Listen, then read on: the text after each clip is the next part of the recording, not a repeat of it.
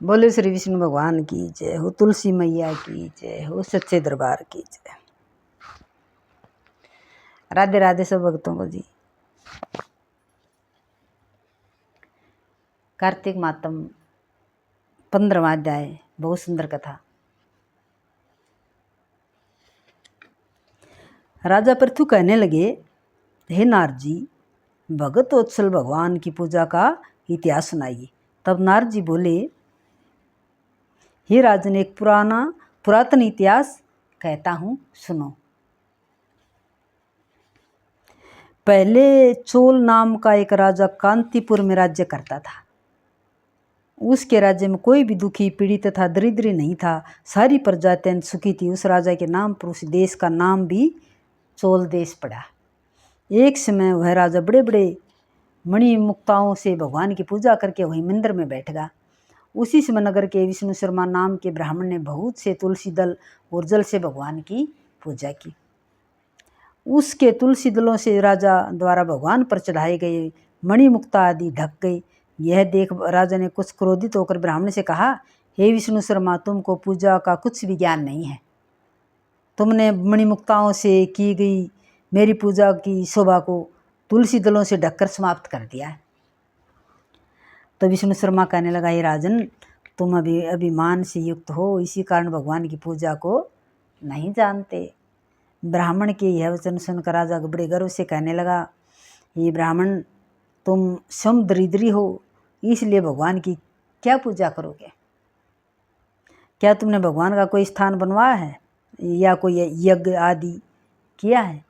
मैं सबके सामने कहता हूँ, देखें, भगवान की भक्ति करके तुम पहले स्वर्ग में जाते हो या मैं जाता हूँ।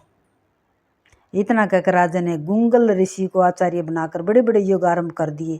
साथ ही ब्राह्मणों को बहुत सा द्रव्य दान देने लगा।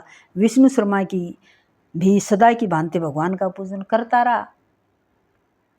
उसके 5 नियम लिए माघ तथा कार्तिकीय व्रत, तुलसी वन रोपण, एकादशी का व्रत तथा ओम नमो भगवते वासुदेवाय इस मंत्र का जाप।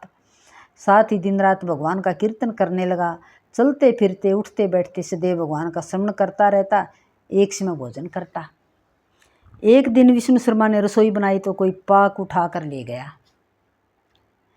उसने फिर रसोई नहीं बनाई कि सायंकाल का व्रत भंग न हो जाए और भूखा ही सो गया। दूसरे दिन फिर रसोई बनाई। जब भगवान का भोग लगाने लगा तो फिर कोई पाक उठा कर ले गया, खाना उठा कर ले गया। इसी प्रकार 7 दिन तक होता रहा। यद्यपि विष्णु शर्मा भूख के मारे व्याकुल हो गया, परंतु सत्संग के समय के भंग हो जाने के भय से दूसरी बार रसोई नहीं बनाई है। वह यही सोचता है कि न जाने कौन हमारा पाक उठा ले जाता है। भक्तों की सासरे को छोड़कर जाना भी उसने ठीक नहीं समझा। फिर सोचा, अच्छा, आज मैं पूरी तरह ध्यान रखूंगा और देखूंगा कि पाक कौन उठा कर ले जाता है। ऐसा विचार कर वह एक स्थान पर छुप कर बैठ गया। थोड़ी देर में वह क्या देखता है कि एक अति दुर्बल चांडाल, जिसका शरीर केवल अस्थियों का पिंजर बना हुआ था, छिपकर आया और वहाँ से पाक उठाकर चलने लगा। उसको देखकर विष्णु शर्मा के मन में अति दया उत्पन्न हुई और वह कहने लगा कि भैया, रूखा भोजन मत ले जाओ, मेरे पास थोड़ा सा घी है, वह भी लेते जाओ। ब्राह्मण के वचन सुनकर डरा हुआ वह चांडाल भागता और ठोकर खाकर गिर गया। तभी विष्णु शर्मा भी उसके पीछे समीप पहुंच गया और एक वस्त्र लेकर उस पर हवा करने लगा। थोड़ी देर के बाद ब्राह्मण क्या देखता है कि उस चांडाल की जगह शंख चक्र गदा पद्म था वनमालाधारी भगवान विष्णु वहाँ लेटे हुए। उसी समय ब्राह्मण ने भगवान के चरणों में गिर कर नमस्कार किया। तभी इंद्र आदि देवता भी वहाँ पर आ गए। ऋषि लोग वेद मंत्रों से उनका पूजन करने लगे। तब भगवान ने स्नेहपूर्वक उस ब्राह्मण का आलिंगन किया और उसको सारूप्य मुक्ति प्रदान की। तत्पश्चात अपने समान विमान में बैठाकर बैकुंठ को ले गए। यह देखकर चोल राजा अत्यंत दुखी और उसने आचार्य गुगल ऋषि को बुलाकर कहा कि यह सब क्या हो रहा है? जिसके द्वेष के कारण हमने यह सब यज्ञ किए, वह तो बैकुंठ को जा रहा है। क्या हमारे सब यज्ञ आदि निष्फल हो गए?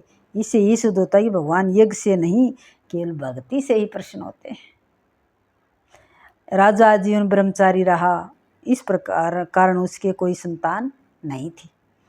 ऐते अपना सब राजपाट धन आदि अपने भांजे को सौंपकर भगवान मुझको शिथिर भक्ति दे, ऐसा कहकर अग्नि कुंड में कूद गया।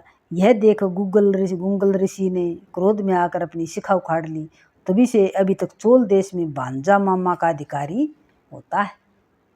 आज भी गुंगल गोत्र के ब्राह्मण सिर पर शिखा नहीं रखते।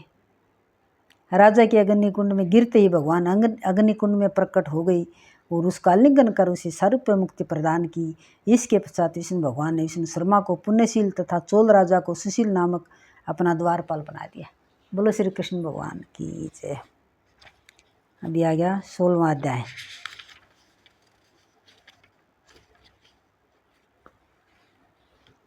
राधे राधे सभी भक्तों को 16वां अध्याय अगली वीडियो में बनाएंगे।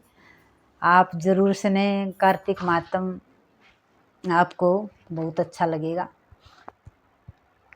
जय श्री राम। राधे राधे।